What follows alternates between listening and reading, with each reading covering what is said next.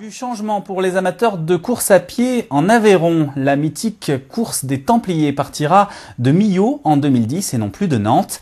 Les organisateurs ont également décidé de ne pas rééditer la piste des Seigneurs entre Millau et Rodez. Explication Mathilde de Flaménil et Régis de Kecker.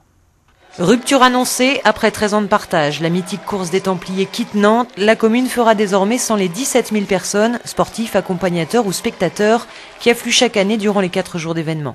Pour la commune de Nantes, c'est énorme parce qu'il y a des retombées médiatiques, bien sûr, puisque notre région est connue grâce aux Templiers, bien entendu.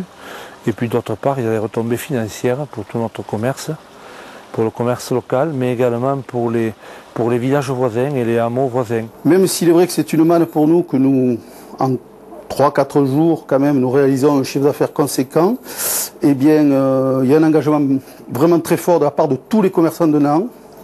Avec beaucoup quand même de sacrifices, 2 heures de sommeil par nuit encore, il faut quand même le faire.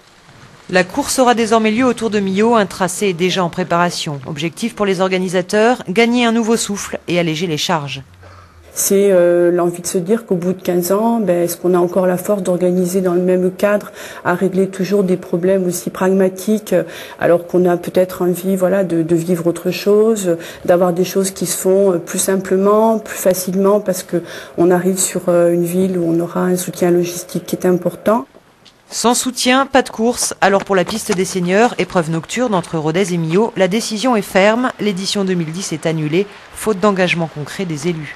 Sachant que les dossiers ont été déposés depuis le mois de juillet, donc la réponse de l'agglo sur Rodez, c'est que le dossier ne pourra être instruit que début 2010. Et pour nous, il est matériellement impossible d'engager une organisation pour fin février en ayant seulement la connaissance de son budget un mois avant l'épreuve. L'an passé, la première édition de cette course nocturne avait rassemblé 2300 personnes, une épreuve qui pourrait revoir le jour, qui sait, dès 2011.